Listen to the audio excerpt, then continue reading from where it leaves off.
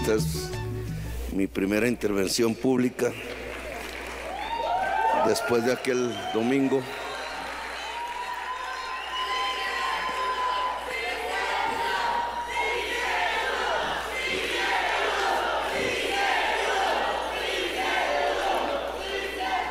De aquel 19. Leeré las recomendaciones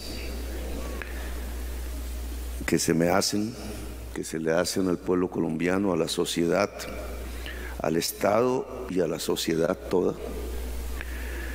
Creo que este esfuerzo que hoy se entrega al país, y escuché en el video a alguien reafirmándolo, no puede ser considerado la verdad, la aproximación a la verdad no puede ser considerada como un espacio de venganza, como si fuese una extensión de las mismas armas, vueltas palabras, vueltas ideas, vueltas concepciones e interpretaciones de lo que ha acontecido, vueltas relatos, narraciones de tantas personas, miles quizás, que construyeron este informe. No puede ser un espacio de venganza. Tiene que ser mirado, y creo que ese fue el objetivo de la creación de la comisión como una de las instituciones de la paz, precisamente como la posibilidad de una reconciliación, de la convivencia nacional, social, de la paz. Creo que uno de los climas que se ha creado a partir de estos cambios en la política, por decisión misma de la ciudadanía, es precisamente el clima de la paz. Muchos gobiernos, fui testigo de ello, crecieron al principio con las expectativas de la paz, quizás las acrecentaron en demasía y terminaron en medio de la sangre. Este no puede ser el caso ahora. Hay expectativas de la paz, de la posibilidad de una paz grande, que aquí se menciona como el gran título de esta presentación: la paz grande, la paz integral, la posibilidad de pasar a una era de paz en la historia de Colombia, no simplemente a cerrar unos conflictos para que empiecen unos nuevos conflictos armados, sino para que desaparezca el uso de las armas como el instrumento que desdice de las posibilidades del acuerdo, como el instrumento de la venganza, como el instrumento del mismo conflicto. Las sociedades siempre tendrán conflictos. Esa es la esencia del ser humano, la diversidad, la diferencia.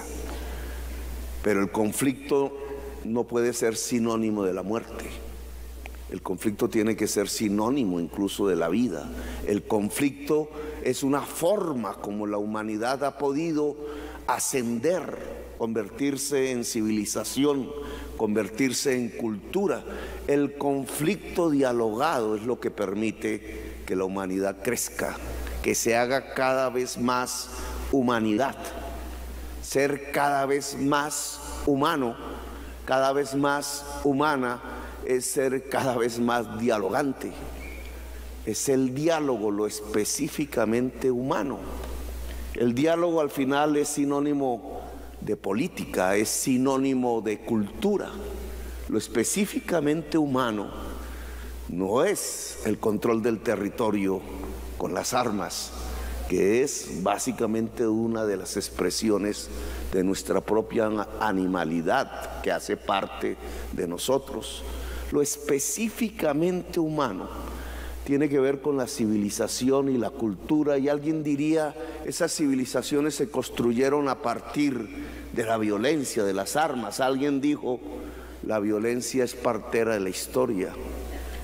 Nosotros quizás somos herederos de la violencia, como una generación que ha visto a su país verlo hacia atrás en la historia como un cúmulo de violencias, como una violencia eterna, como un ciclo permanente y repetitivo, como un eterno retorno a la violencia. ¿Cuántos procesos de paz hemos firmado en nuestra historia republicana y cuántas veces hemos vuelto a la violencia? Cortar definitivamente los ciclos de la violencia implica, en mi opinión, y quizás uno de los primeros en afirmarlo fue Gabriel García Márquez, cortar los ciclos de la venganza, cortar los ciclos de la retaliación, cortar los ciclos en donde una víctima se vuelve otra vez victimario, cortar los ciclos permanentes que nos llevan una y otra vez, a pesar de acuerdos, tratados, reformas de paz, hacia la violencia. La violencia no está en nuestros genes, somos seres humanos.